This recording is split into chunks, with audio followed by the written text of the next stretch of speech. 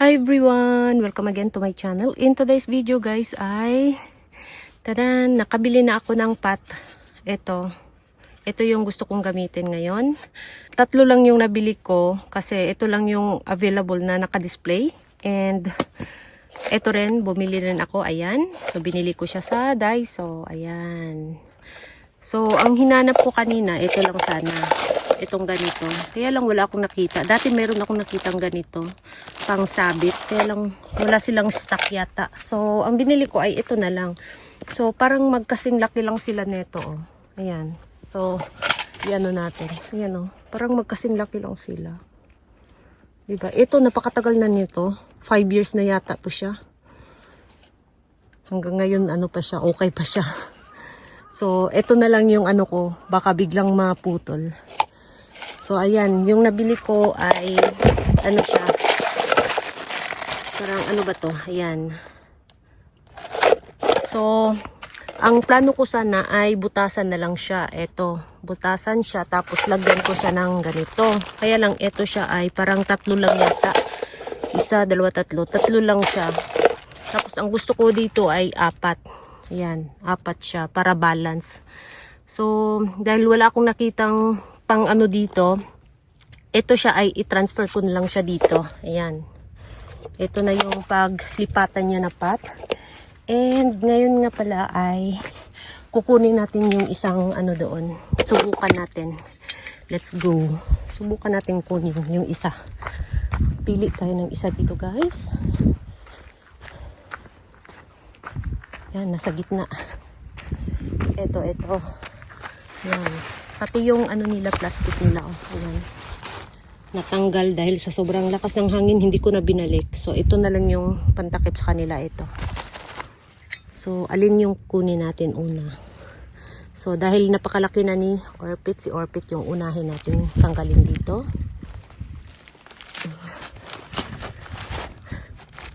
Ayan. Teden.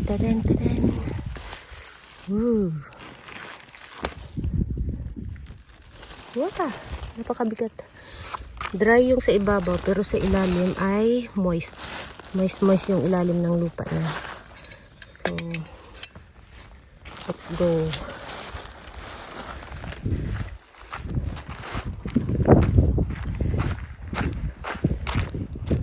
So, ayaw ko ng tanggalan ng niya, lupa. Ganyan na lang siya, guys. Yan, 'di ba? Moist yung lupa niya sa ilalim. Tapos mayroon siyang 2 baby dito. Tingnan natin kung ilan yung baby niya. Ayan, 3 yung baby, guys. Yan, may 3 baby siya. Napakalaki ng baby, 'di ba? Napaka-chubby. Sana hindi pumayat, guys, pag nasapat na siya. Kasi ang laki niya. Yung mother plant niya pumangit na ng pumangit nandito, oh. Ayan, oh. Ayan yung dahon niya, oh. Nasira din sa frost, oh. Ayan. Diba? So, ayan yung mother plant. And then, ito yung baby. Ito siya, alam nyo ba, ang kasabayan nito nandito. Tingnan natin yung kasabayan niya. Ito siya, guys. Tingnan niyo yung kasabayan niya. Hanggang ngayon, maliit pa rin. Ito yung kasabayan. Teden. Ayan guys, oh. Sobrang laki ng kanilang pagkaiba. So, sinadya ko talagang magtanim ng orpit doon sa eto. Sinadya ko talaga siyang itanim doon kasi gusto ko talaga siyang makita kung paano siya lumaki. Kasi yung mother plant nito, hindi gaano kalaki na katulad nito. Lumaki siya pero hindi siya ganito kalaki. Tapos yung babang stem niya ay unti-unting yung nag-dry yung dahon and then nagkaroon siya ng stem. Katulad nito, ayan oh, 'di ba kitang-kita yung stem. Ganun yung mother plant. So ito, tingnan niyo. Halos hindi siya nagkaroon ng mga dry leaves sa baba. 'Di ba? Tapos ang laki pa niya. Yan. So, hindi ko na siya tanggalan ng mga lupa diyan. At ito yung paglipatan niya ngayon. Dito natin siya ilipat. So, So, isang kamay lang yung gamitin ko ngayon. Hindi ko na siya lagyan ng ano sa ilalim. Mga pamis. Diretso na lupa, guys. Ayan.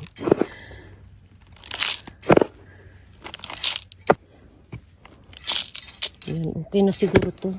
Tapos, ilagay natin to. Ayan. Ilagay natin siya sa gitna.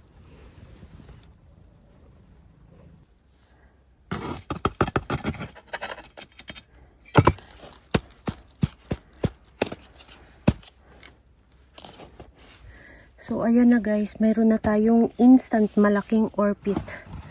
Ayan. Instant may mga babies na. So, ilagay natin siya doon sa collection area ko. Dito natin siya ilagay. Ayan. Mayroon na siyang space dyan.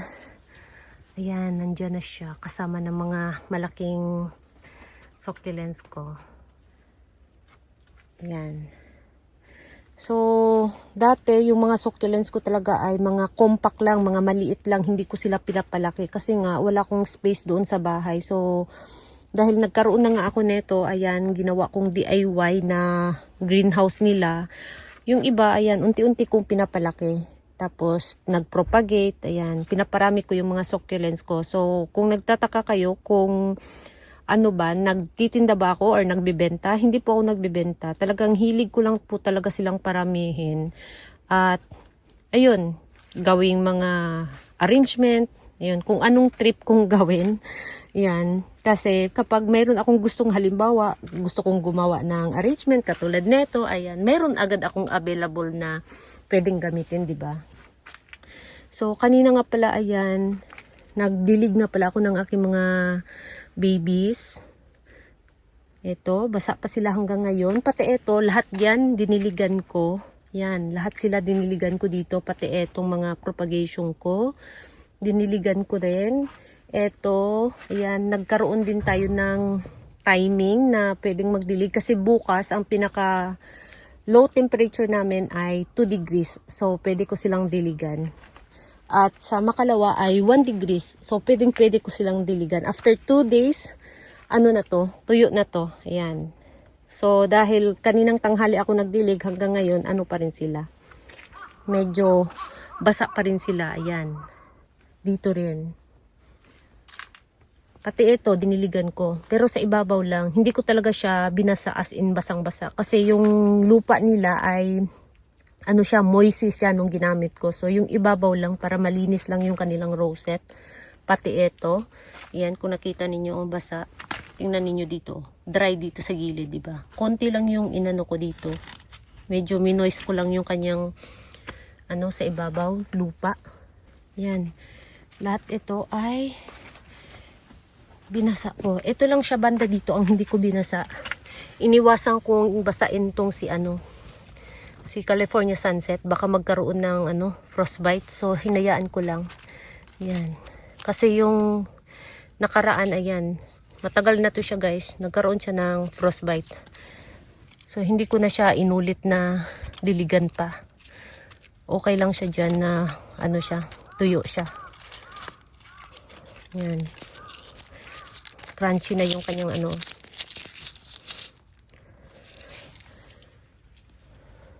Ito rin.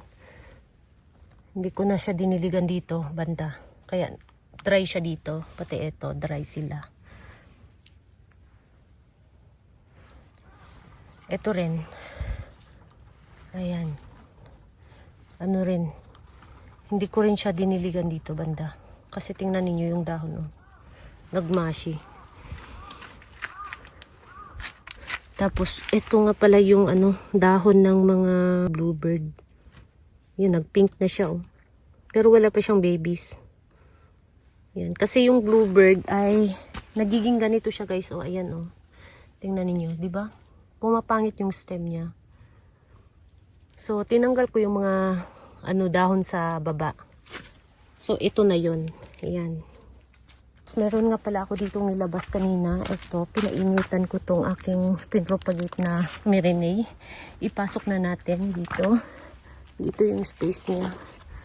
Ayan. So, yun lang guys, ang ano natin ngayon. Yung ginawa ko ngayon, ayan. Ito nga pala, oh, tingnan niyo oh. Malaki na yung ano, oh. Kita na yung kanyang ano sa stem. Yan.